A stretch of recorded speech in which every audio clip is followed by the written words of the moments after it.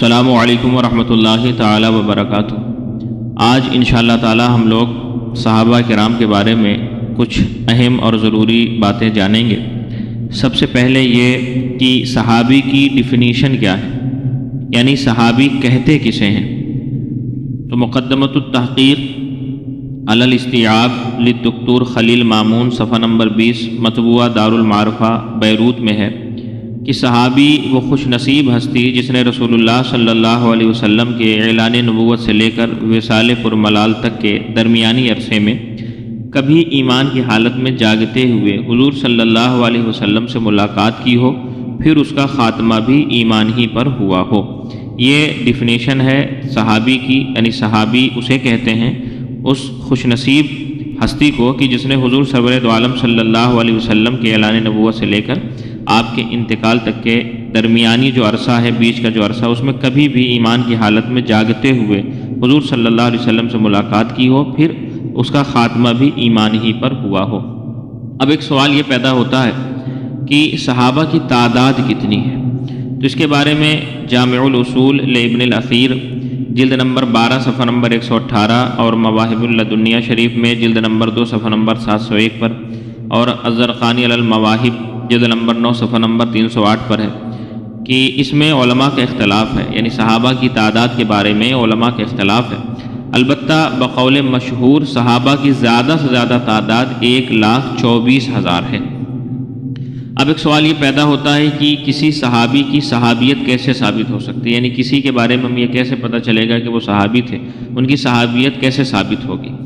تو علماء نے اس کے 5 طریقے بیان کیے ہیں، جیسے الاصابہ لابن حجر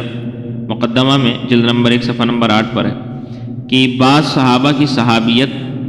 قرآن و حدیث کی نص متواتر سے ثابت ہوتی ہے، یعنی قرآن و حدیث کی کنٹینیوس ماس ٹرانسمیشن سے ثابت ہوتی ہے، جیسے سیدنا ابوبکر صدیق رضی اللہ تعالیٰ عنہ کی صحابیت کا ثبوت قرآن پاک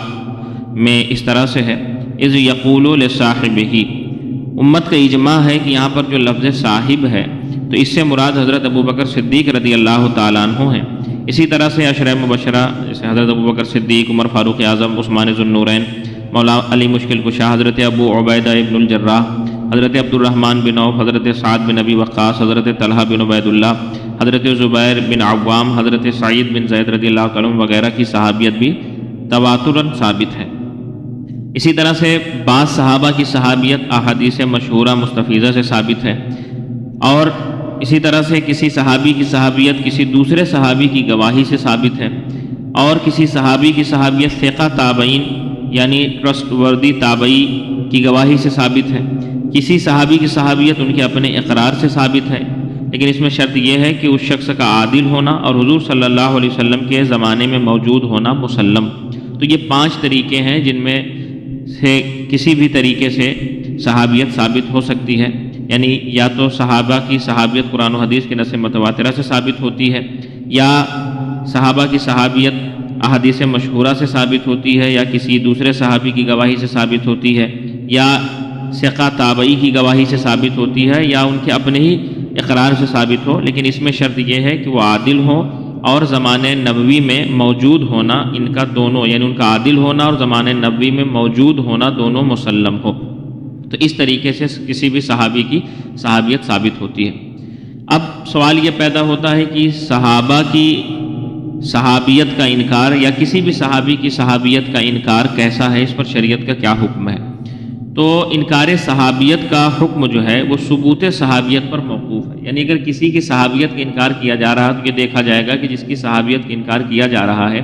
اس کی صحابیت کا ثبوت کیسا ہے، وہ قرآن و حدیث سے ثابت ہے، حدیث مشہورہ سے ثابت ہے، یا کسی صحابی قول سے ثابت ہے، یا ان کے اپنے اقرار سے ثابت ہے۔ تو انکار صحابیت کا جو حکم ہوتا ہے وہ ثبوت صحابیت پر موقوف ہوتا ہے۔ مثال کے طور پر حضرت سیدنا صدیق اکبر رضی اللہ تعالیٰ عنہ کی صحابیت چونکہ قرآن مجید اور احادیث متواترہ کی نصوص قطعیہ سے ثابت ہے، لہٰذا آپ کی صحابیت کا انکار کفر ہے۔ اسی طرح سے حضرات عشرہ مبشرہ کی صحابیت احادیث متواترہ کی نصوص قطعیہ سے ثابت ہے، اس کا انکار بھی کفر ہے۔ نیز وہ صحابہ جن کی صحابیت خبر واحد یا اخبار مشہورہ سے ثابت ہے، اس کا انکار کرنا گمراہی اور بدبختی ہے۔